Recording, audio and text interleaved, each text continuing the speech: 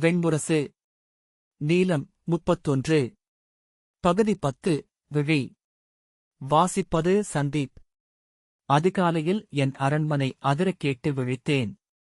அசுரர்களோ அரக்கர்களோ ஆழுலக நாகங்களோ என்று திகைத்தேன். கணம்பிரியா துணையான உடைவாளை கைதொட்டேன். எழுந்து இருள் நடந்து சென்றேன். இல்லை என்பது போல் சாளரத்தருகே நின்றேன். ஒரு கணம் கழித்தே உணர்ந்தேன். என் மாடமுகட்டின் மணிக்கொடிகள் சிறகடிக்கும் ஒலிதான் என்று.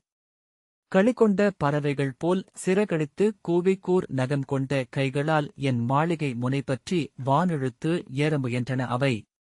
சுவர்களும் தரையும் பந்தச் சுடர்களும் திரைகளும் நடுங்கக் கண்டேன். அது என் அகம் நடுங்கும் அசைவே என்று பின் உணர்ந்தேன். வந்திழிந்து மண் தொட்ட நாளுக்குப் பின் இந்நாளே என் வாழ்வியல் இன்னொரு நாள் என்று எண்ணி நின்றேன். விடியலில் சுபூதன் வந்து வணங்கி வரும் வழியை நோக்கி நின்றேன். வண்டிகள் அணைவது கண்டேன். முதல் வண்டியில் நந்தகோபரின் கன்றுக்கொடி கண்டேன் என்றான். அறியாதெழுந்த சினம் எரிய அதனுள் கருமைந்தன் இருக்கின்றானா என்று கண்டாயா? மூடா என்று இறைந்தேன். சுபூதன் இப்போதே சென்று கண்டு வருவேன் என்று விரைந்தான். நிலைகொள்ளா நடையுடன் அறை அளந்தேன். அணுக்கச்சேவகன் வந்து அரவமின்றி நின்று அணிகொள்ளலாகுமா என்றான். நீராடி அமுதுண்டு அந்தப் புறம் சென்றேன். நெஞ்செழுந்து சொல்மறந்து அமர்ந்திருந்தேன். என் வருகையறிவிப்பு கேட்டு மகத அரசியர் மணிச்சிலம்பும் அணிகளும் ஒலிக்க வந்தனர். தாம்பூலத்தட்டுடன் ஆஸ்தி வந்து என் முன் அமர்ந்தாள். இன்கடுங்களுடன் பிராப்தி வந்து என் இடப்பக்கம் அமர்ந்தாள். இன்று என்ன எழுந்தருளல் இத்தனை விடியலிலே?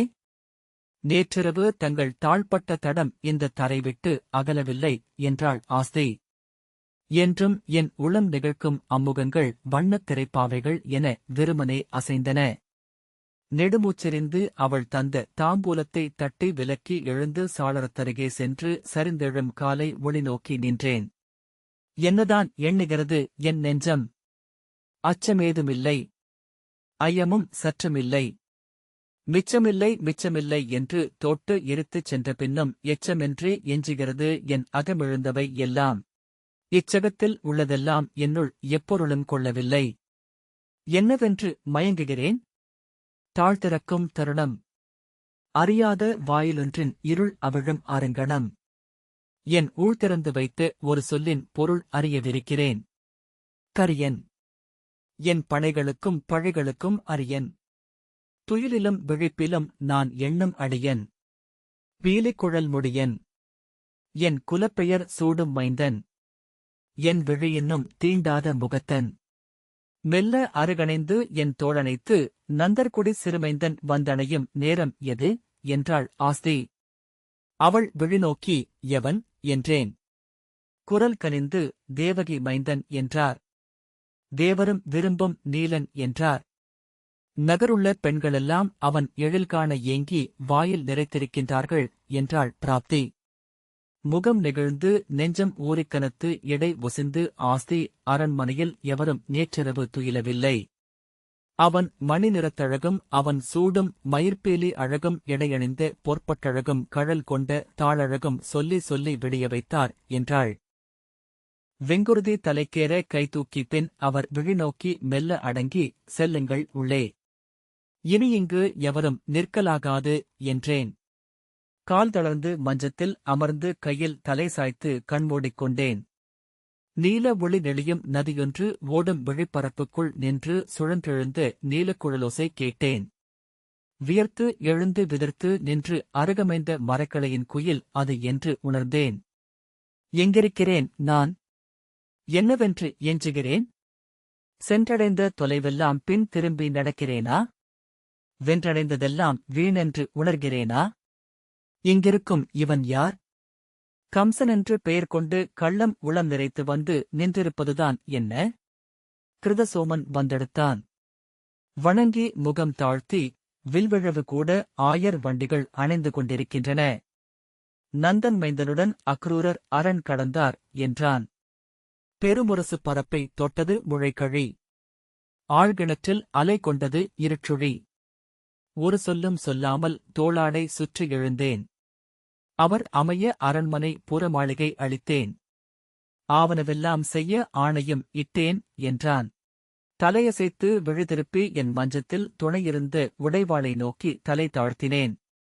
நான் எண்ணுவது நின்று எஞ்சியது ஒரு சொல். எப்படி இருக்கிறான் மைந்தன்? அதை நான் கேட்கவில்லை என்றறிந்து என்னை வியந்து கழித்தது புத்தி. கேள் கேள் என்று உள்ளறைக்குள் உந்தியது சித்தம். கேட்பேனா என வியந்தது உள்ளமைந்த சித்தி. விழியில் விஷம் ஒளிர குரலில் எடை கூட முகம் தாழ்த்தி கொலைக்களிறு குவலையாபியிடம் அணிகொண்டது. அதன் மத்தகத்தில் மதம் நிறைய மது கொடுக்கச் சொன்னேன். அணிவாயில் முன் அதை நிற்க வைத்தேன். இளமைந்தன் சிறுதோளில் மலைவேங்கை மலர்மாலை அணிவிக்க ஆணையிட்டேன் என்றான் கிருதசோமன். வேங்கை வாசத்தில் வேழம் எழும் என்றான் பாகன். இன்று மாலை அது மால் கொள்ளும். மைந்தன் உயிர் வெல்லும் என்றான். என் அகம் திகைத்து அவனை ஏறிட்டேன். ஒரு கணம் நோக்கி பின் ஒன்றுள் ஒன்றென அமைந்து அவ்வண்ணமே ஆகட்டும் என்றேன். என் மஞ்சத்தரை சென்று மது கொணரச் சொன்னேன். விழிசிவக்க உடல்ததம்ப வெற்றுச் சொற்களென சித்தம் சிதைந்தோட விழித்து படுத்திருந்தேன். என் கட்டில் எழுந்து யமுனை பெருக்கில் படகென ஓடுவதை உணர்ந்தேன். இந்த நாள் ஒன்று சென்றதென்றால் இனி நான் ஆவதற்கொன்றுமில்லை. இமை தொட்டு வருடும் அண்மையில் இமயத்தைக் கண்டது போல் இத்தருணத்தைக் காண்கிறேன். முன்னெடுத்து வைக்க ஓர் அணுவும் இடமில்லை. மலைப்பாறை என உறைந்த காலம். கரும்பாறை என மூடிய காலம். பாறை வழிதிறந்து பாதை எழவேண்டும். விண்ணில் நெறிகளை வைத்து மண்ணில் வாழ்வை விட்டு சூழ்ந்திருந்து சூதாடும் தெய்வங்களே, இன்றொரு நாளில் வாழ என்ன தவம் செய்துவிட்டேன். காலப்பெருக்கை இறுக்கிச் சிரித்து ஒரு கணமென ஆக்கிவிட்டீர். யமுனைப் பெருக்கு ஓர் இலைநுனி தனித்துளை என்றாக்கிவிட்டீர். இவ்வொற்றைக் கணத்தில் ஒரு யுகம் வாழ்வேன். பொற்கணம். பொலிந்து நிற்கும் அருங்கணம். நீலன் வந்தணைந்த கணம். நீலவிஷக் கணம். தம்பியர் வந்து அரைவாயிலில் நிற்கக் கண்டு எழுந்தேன். தலை குனிந்து மஞ்சத்தில் அமர்ந்து சொல்க என்று கையசைத்தேன். நியகுரோதன் தலை வணங்கி தேரேறி வந்தார் மூவர். அக்ரூரர் அருகே அமர்ந்திருந்த மைந்தரில் மூத்தோன் பலராமன். வெண்சுண்ண நிறத்தன். பெரும்புயத்து மல்லன். இளையோன் இன்முகம் கொண்டோன். கண்ணன் என்றழைக்கின்றார். நீலமணி வண்ணன். நீள்விழியன். நெடுங்கையன். இளங்கன்று நடையன் என்றான். கன்றோட்டும் கோல் அவன் கையில் இல்லை. கை நின்று தேய்ந்த வாழ் ஒன்று உள்ளது. மூத்தவனோ கதை கொண்ட தோழன். கடும் நோக்கு விழியன். சுனாமன் வணங்கி சொன்னான். இன்று காலை நம் அரண்மனையின் ஆடைத்துவைப்போனிடம் அரச உடையொன்றைக் கேட்டார் அக்ரூரர். ஆவோட்டும் இடையனுக்கு அரச உடை எதற்கு என்று அவன் பதிலுரைத்தான். இளையோன் அவன் தலையடித்து தரை வீழ்த்தி நெஞ்சில் கால் வைத்து நிமிர்ந்து சூழ நோக்கி, இதோ இவன் பேணும் உடையனைத்தையும் நான் எடுத்துள்ளேன். இதை மறுக்க எவர் எழுந்தாலும் வாளெடுத்து வந்து களம் வென்று சொல்லெடுக்கட்டும் என்றான். அவன் கைவிரைவு கண்டோர் கால் தளர்ந்து பின் சென்றனர். அணியாடை புனைந்து அரண்மனை முன் அமர்ந்தான். இந்நகரை ஆளும் அரசன் போலிருக்கின்றான். மணிமுடியும் செங்கோலும் புனைய வந்தவன் எனத் தெரிகின்றான். கங்கணன் சொன்னான், மூத்தவரே, மணிநீலம் குழைந்து மலர் போல ஆனதே அவன் மனமென்கின்றனர் விழவுக்கு வந்த வெளிநிலத்துச் சூதர். அரண்மனைக்கு சந்தனமும் லேபனமும் செங்குழம்பும் அகிலம் கொண்டு வரும் கிழவி திரிவக்கிரை இன்று அந்த அரண்மனை வழிவந்து அவன் எழில் கண்டு நின்றுவிட்டாள். நீலம் பொன் கொள்ளும் எழிலை என் விழி காண வேண்டும். என் கை நரும் சார்ந்து உன் இருதாள் சேர வேண்டும் என்றாள். அவள் கைப்பற்றி முக்கோணல் கொண்ட அவள் முகம் தொட்டு தூக்கி தன் உடலுடன் அணைத்துக் கொண்டான் சிறியோன். ஒளிப்பட்ட படிகம் போல் அவன் உடல்பட்டு அவள் மேனி எழில் கொண்டது என்றனர் சூதர். கந்தர்வன் கைப்பட்ட யாழானாள், சிறகடைந்து வான்கண்ட சிறுகூட்டு புழுவானாள் என்று பாடுகின்றனர் பாணர். சுபுவும் ராஷ்டிரபாலனும் பத்முஷ்டியும் சுமுஷ்டியும் சங்குவும் அவன் புகழ் சொல்லி நின்றனர். அவர்கள் மொழியில் எழுந்த மைந்தனை நான் முன்னரே அறிந்திருந்தேன். நானறியாத ஏதை இவரறியப் போகின்றார்? அவனைப் பெற்ற தாயறிவாளோ தந்தையும் அறிவானோ? உற்ற தாயும் உகந்த தந்தையும்தான் அறிவாரோ? ஆயர்குலம் அறியாது அவனைச் சூழும் கோபியர் குழாம் அறியாது. ஆம், ஆயர் மடமாது அவள் ஒருத்தி அறிவாள். அரைக்கணம் ஒழியாது அவனை நினைத்திருந்தோர் நானும் அவளும் மட்டுமே. அவளறியாத ஒன்றை நானறிவேன் என்பதனால் அணுவிடை அவளை விஞ்சினேன். புன்னகையுடன் விழுதூக்கி வில்விழவு எழுக. மைந்தனை அங்கே காண்பேன் என்றேன். அரண்மனை தென்முற்றத்து அணியரங்கில் வேந்தமையும் மேடைக்கு வாழ்த்தொலிகள் சூழ்ந்தொலிக்க சென்றேன். முடியும் கோலும் குடையும் சாமரமும் சூழ அரியணை அமர்ந்தேன். என் இரு பக்கமும் ஆசியும் பிராப்தியும் அமர்ந்து கொள்ள என் குடிகள் எழுந்து என் முடிவாழ்த்தி கூவினர். சூதர் என் குடிவாழ்த்தி நின்றனர். வில்விழவு கூட ஆயர்குடிகள் அணிதிரண்டு எழுந்தனர். பன்னிரு குலத்துப் பெரியோரும் வந்தமர்ந்தனர். என் இளையோர் முறை செய்து முகமன் உரைத்து அவர்களை அவை சேர்த்தனர். வண்ணங்கள் கலந்து வந்தமென்ற களம். கள்வெறி கொண்ட இளையோர், களிவெறி கொண்ட மகளிர், களமெங்கும் புன்னகையும் சிரிப்பும் புளித்து நுரையாய் நிறைந்தன. அங்கு புதுவெள்ளமெழுந்தது போல் பொங்கி நிறைவது என் நெஞ்சுரிய நஞ்சு. என் மக்கள், என் உள்ளம், என் பிழை உழைத்த பெருங்காடு, என் விழைவு கொழுத்தோடும் பெருநதி, தன்னைதான் தின்று சுவையறிந்த விழியற்ற புழுக்கள். முகம் சுளித்து அகம் கசந்து நோக்கியிருந்தேன். அணியரங்குகள் தோறும் பெண்விழிகள் ஒளிகொண்டன. கிளர்ந்து குரல் கொண்டு நிறைந்து நின்றிருந்தது நகர்த்திரள். அனிரதம் வந்து அரங்கு முன் நின்றது. அதில் ஆம்பலும் நீலமும் அருகருகே மலர்ந்தது போல் இரு இளையோர் நின்றிருந்தனர். மூத்தோனை ஒரு கணமே நோக்கினேன். இளையோனை எஞ்சிய நேரமெல்லாம் நோக்கினேன். நீலம் எழுந்து நடந்தது போல் பாதங்கள். செண்பகச் செம்மை மண் தொட நீலமென்மை விண்ணோக்கி மலர தொட்டு தொட்டு அருள் செய்து இருள் நீக்கி நடந்து வரும் நீலக்கதிர் குழவிகள் இரண்டு. கழல் நழுவும் கணுக்கால், கழுநீர் கொடி என கணுவிழுந்த முழங்கால், அரையடிக் கிண்டினி, தென்னெஞ்சில் குடிகொண்ட திரு, இளமூங்கில் எழிற்கரங்கள், கங்கணம் கொண்ட கைமணி, அழியாச் சொல்லே அடவுகளானதென அசையும் சிறுவிரல்கள், புன்னகைக்கும் இதழ் மலர்கள், பொன் படிந்த மேலுதடு, வெண்பல் ஒளிரும் சொல்மலர்வு. அவன் கண்மலர்ந்த கனிவை என் விழிக்கரி தொட்டு கனன்றது. தோடணிந்து மலர்ச்செவிகள், தொட்டுத் தொட்டு மணி ஆடும் மென்கதுப்பு, நீலக்குழல் சரிந்த நெற்றி, நீர்மை நெளிந்த கருங்குழல், விழிதிறந்த பீலி, விரிந்தெழுந்த பாரிஜாதம். என் கண் நோக்கியதேதும் கருத்தறியவில்லை. கருத்தறிந்த ஒன்று அங்கே காட்சியாகவில்லை. அள்ளி அள்ளி நான் விட்ட ஆழ்கலம் நிறையவில்லை. அங்கே எழுந்த இருளின் விடாய் தீரவில்லை. அவன் மணிமார்பில் மலராகி அசைந்தது வேங்கை. மத்தெழுந்த என் பட்டத்து யானை செவிகூர்ந்து தலையசைத்து உருமியது. பொன்னசைந்ததோ பூவசைந்ததோ என காலெடுத்து வைத்து கரியோன் அருகணைய வெண்டந்தங்கள் தாழ்த்தி துதிக்கை சுழற்றி வெறிகொண்டு மூச்செறிந்தது குவலையாபீடம். அதன் சிறுவழிகளில் மின்னுவது நான். அதன் முரச்செவியில் அசை விழுந்தது நான். கருங்கையில் நெழுகிறேன். வெண்தந்தங்களில் ஒளிர்கிறேன். மறுப்பில் சிலிர்க்கிறேன். மூச்சில் சீறுகிறேன். அவன் அருகணைந்த போது மூச்சுக்குள் அவன் பெயரைச் சொன்னேன். துதிக்கை சுழற்றி தலைமேல் தூக்கி அதை மீண்டும் பிளிறினேன். என் தாழ் பிணைத்த தடையனைத்தும் உடைந்தன. இருளென எழுந்தேன். அவன் இடைப்பற்றித் தூக்கிச் சுழற்றி மண்மேல் அறையப் போனேன். கொலைவெறி கொண்டு கூவினர் என் கொடிகள். கொல், கொலைமத வேழமே, கொல், அரச பெருங்களிரே அவனைக் கொல் என்று கூச்சலிட்டு கைவிரித்து நின்றாடினர். என் எழுந்த பெருங்கையை அவன் சிறுகை பற்றி வளைப்பதை உணர்ந்தேன். முன்பு மிதிலை நகரில் ராமன் கைப்பற்றி உடைத்து முக்கண்ணன் வில் உணர்ந்த முழுமையை உணர்ந்தேன். என் மத்தகம் மேல் நின்றன மலர்ச்சிறு கால்கள். அவற்றின் எடை கூடி என் உடல் நொறுக்கியது. என்னுள் சிறை கொண்ட இருள் செறிந்து தெரித்தது. எடை எடை என்றே என் அகம் புடைத்துக் கூவியது. நினைவறிந்த நாள் முதலாய் நானறிந்ததெல்லாம் என் உடல் கொண்ட எடை ஒன்றுதான். என் கைவைத்து நோக்காத எதிலும் என் கால் பட்டதில்லை. சேற்றை அஞ்சினேன். சரிவில் செவிகூர்ந்தேன். ஏற்றங்களில் என்னை உணர்ந்தேன். நீரில் மட்டுமே நிறையழிந்து கழித்தேன். இதோ எடை எடை என்று என் உடலெங்கும் நிறைந்தது என் மீது அமர்ந்த ஒன்று. மத்தகம் கனத்து என் உடல் மண்ணில் அழுந்தியது. மென்மணலாயிற்று கற்களம்.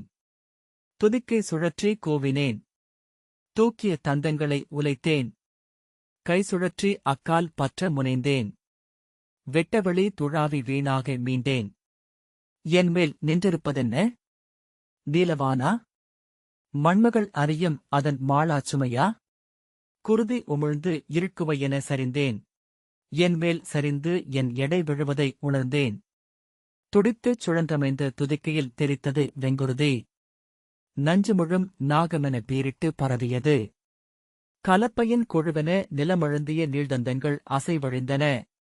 கருணாகக் குழவியென என் குருவால் நெடுந்தமைவதைக் கண்டேன். நீள் மூச்சுவிட்டு நிலம் நோக்கி என் அரியணையில் அசைந்தமர்ந்தேன். குருதிப்பூ சிதற நடந்துவரும் இளங்கால்கள் கண்டு கூவி கை நீட்டி எழுந்து நின்றேன். செங்குருதி படிந்த சிற்றுடல் என் அவை புகுந்தது. அக்கணம் பிறந்த குழவி. கருவறை கீறி எழுந்த சிறுதலையில் நனைந்து சொட்டியது கொழுங்குருதி. தொப்புள் கொடி உதைத்து நீந்தும் சிறுகால்கள். கண் திகைத்து நோக்கி கல்லென சமைந்து அமர்ந்தேன். அவனைச் சூழ்ந்து சிறகடித்து வந்தன 1000 உதிரம் படிந்த உடல்கள். நான் அறிந்த துயரம் கொண்ட விழிகள். இருளில் என்னைச் சூழ்ந்து நின்றிருக்கும் நிலையெழுந்த ஒளித்துளிகள். என் செவியில் ஒலித்தன பால்மரவா பைதல் ஒலிகள். நீர்பட்டு நூரை அவிந்த பார்க்கலம் போல ஒலியணைந்து சமைந்தது என் அவை. விழிகளில் மட்டும் உயிர் என்றும் 1000 ஊன் சிலைகள். அலையவிந்த சுனை நடுவே நின்றது அன்றலர்ந்த நீலம். இரு கை தூக்கி உதறி குருதித் துளிதிர்த்தான். பாலன். இன்னும் உலை மறக்காத இதழன். விழி ஒளியன். அருள் மலர்ந்த கையன். அஞ்சலென்ற அடியன். 1000 பல்லாயிரம் கைகள் அகத்தே குவிவதைக் கண்டேன். அங்கு செறிந்த அமைதியின் ஆழத்தில் ஒரு சிறு விசும்பல் இழக்கேட்டேன். அகம் திகைத்து அங்கெல்லாம் நோக்கினேன். அத்தனை விழிகளிலும் அகம் ஊறி வழியக் கண்டேன். என் நெஞ்சிலும் சொட்டின நீர்த்துளிகள். வெய்ய நீர். விழுந்த இடம் எரிக்கும் வெங்கனல் நீர். ஆணையின்றி பாய்ந்து சென்று களம் நின்றான் அவைமல்லன் சாணூரன். கனத்த கை நீட்டி வெண்ணிறத்தோன் தோள் பிழைத்தான். எருமையைச் சுழற்றி நிலத்தடிக்கும் சிறுத்தையைப் போல் அவனை வென்றான் மூத்தோன். அவன் நெஞ்சு மிதித்து நிலம் தோய்த்தான். என் தம்பியர் எண்மரும் தொடைத்தட்டி உருமி களம் சென்று நின்றனர். எங்கோ இருந்து ஏதோ விழிகளால் நோக்கினேன். எத்தனை முறை நான் கண்ட போர் இது என்றே எண்ணிக்கொண்டேன். என்றும் நிலைக்காத எளியதோர் ஆடல். நன்றிது தீதிது என ஒண்ணாத நடனம். கழுத்தொடிந்து விழுந்த சுபு என் கண்ணென நின்றவன். கைகள் ஒடிந்து துடித்தமைந்த ராஷ்டிரபாலன் என் செவிகள். சங்கு என் நாசி. பத்முஷ்டி என் நாக்கு. துடித்து குருதி கொட்டி அமைந்த சுமுஷ்டி என் உடல். 5 துடிப்புகள் அணைந்தன. 5 அமைதிகளின் மேல் அவன் நீலக்கால் நின்றது. சீறி எழுந்து கை கோர்த்தான் என் காமமேயான சுனாமன். தோள் தழுவி இடை வளைத்து பாம்புகள் போல் நெளிந்து பல முனையில் மல்லிட்டு இறுகி அடங்கி படம் தாழ்த்தி செங்குருதி வாய்வழிய சரிந்தான். தொடைத்தட்டிச் சென்றவன் என் குரோதக் குவையென வளர்ந்த நியகுரோதன். அவன் நெஞ்சுடைந்து மண்ணில் முகம் சேர்த்து மடிந்தான். கையிரண்டும் விரித்து விழிகூர்ந்து களம் கொண்டான் என் மோகமென்றான கங்கணன். அவன் நெற்றிப் பொட்டு உடைந்து பின் சரிந்து வான் நோக்கி விழியுறைந்தான். வந்தது என் கணம். எழுந்து என் இருதேவியர் விழிநோக்கினேன். அவர் விழிமலர்கள் என் கிளைவிட்டு உதிர்ந்து நெடுந்தொலைவில் கிடந்தன. யாரென்று வினவென ஆசையின் நீள்விழிகள். எவர் நீ எங்களுக்கு என்றன பிராப்தியின் பெருங்கண்கள். என் அமைச்சும் சுற்றமும் என்னை நோக்குவதைக் கண்டேன். என்னை உதறி எங்கோ நின்றன அவை. இறந்துவிட்டேனா நான்? நடுகல்லாய் நின்றிருக்கிறேனா? என்னை வாழ்த்தும் ஒரு சொல்லும் எழவில்லை. நான் ஆடைகளைந்து அணிகளைந்து காலணி கழற்றி கச்சை முறுக்கி களமிறங்கிய போது கற்பாறைக் கூட்டமெனச் சூழ்ந்து குளிர்ந்து நின்றிருந்தது என் குடி. செல் என்கிறார்களா? சென்று விட்டாய் என்கிறார்களா? நில் என்று ஒரு குரலும் எழவில்லை. நினைத்திருப்பேன் என ஒரு விழியும் மின்னவில்லை. களமிறங்கி கை நீட்டி காலிலை கொண்டு கண் ஊன்றி நின்றேன். என் முன் மண் ஊன்றி நின்றது மலர் பாதம். அதன்மேல் அணிகொண்டு அமைந்தது பொற்கழல். கண்மலர்ந்து இதழ் மலர்ந்து கை நீட்டி நின்றது என் கருவறை வாழ்ந்த மகவு. என் உயிரே, என் இறையே, இக்கணத்தில் என்னை ஆட்கொள்ளவென்றா இதுவரை என் உடல் திறந்து வாராதிருந்தாய்? என் குருதியில் குடிகொள்ளும் முளைக்காத விதையா நீ?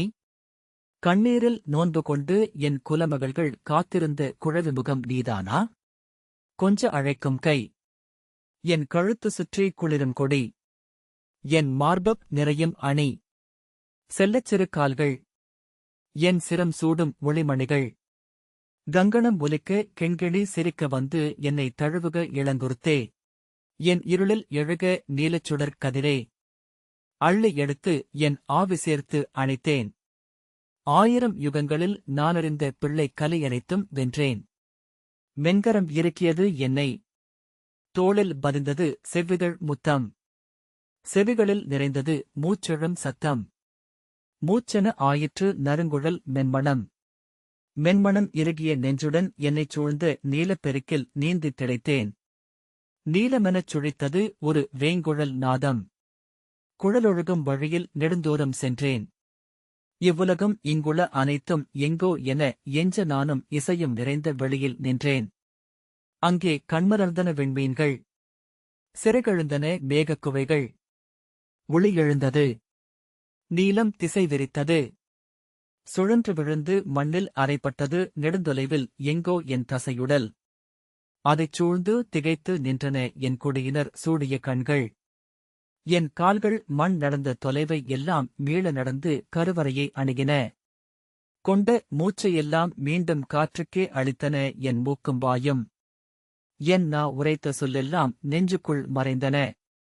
என் நா அறியாத சொல் ஒன்றை என் இறுதி வழி சொன்னது. கண்ணா என கைகூப்பினேன். என்மேல் கால் வைத்து நின்றனர் 1000 இளமைந்தர். ஒருவன் குனிந்து என்னை தாதையே என்றான். இன்னொருவன் குனிந்து என்னை தந்தையே என்றான். பிறிதொருவன் என்னை மாமனே என்றான். என் மீசை பிடித்து இழுத்தனர். என் குழலில் தொங்கி ஆடினர். என் கைவிரல்கள் பற்றி குதித்தபடி கூட வந்தனர். என் கால்கள் பற்றி மரமேறினர். என் தோளமர்ந்து செவிப்பற்றி உலுக்கினர். என் குருதி என் சுற்றம், என் மடிநிறைக்கும் மைந்தர். விழியொளிர நகை மலர என் மீது ஏறி நடமிட்டனர். அவர்களுடன் கூடி நகைத்து கூத்தாடிக் கழித்தது என் நெஞ்சம். என் மார்பில் அமர்ந்திருந்தது இளங்குழவி. மடல் பிரியா கைவிரல்கள், மடிப்பமைந்த சிறு தொடைகள், விரல் நெளித்த மலர்பாதம், தொப்புள் முளை எழுந்த சிறு பண்டி, இன்னும் மொழி விரியா இதழ்மலர்கள், அன்னை முகமறிந்த மணிவிழிகள். விழியில் ஒரு சொல் நின்று ஒளிர வாயில் தேன் துளியொன்று திரண்டு அதிர என்னை நோக்கிக் குனிந்தது. கரியன், குளிருளிர் விழியன், பனிமலர் மேனியன். என் மார்பின் மேல் தவழ்ந்து முகம் அணைந்தான். குனிந்து என் விழி நோக்கினான். விரிந்த இதழ்ச்சிமிழில் எழுந்தது ஒரு சொல். மாமா என அதைக் கேட்டேன். மெய் விதிர்த்து சொல் திகைத்தேன். மருகா, சிறுமூடா, என் கால் தொட்டு பணிக, உன் சிரம் தொட்டு வாழ்த்துகிறேன் என்றேன். அவன் இளங்கைகள் என் இருகால்கள் தொட குனிந்து நீயே நான் என்றேன். என்றுமிரு என வாழ்த்தி அமைந்தேன். அங்கிருந்தேன். பின் இங்கிருந்து அவனைக் கண்டேன்.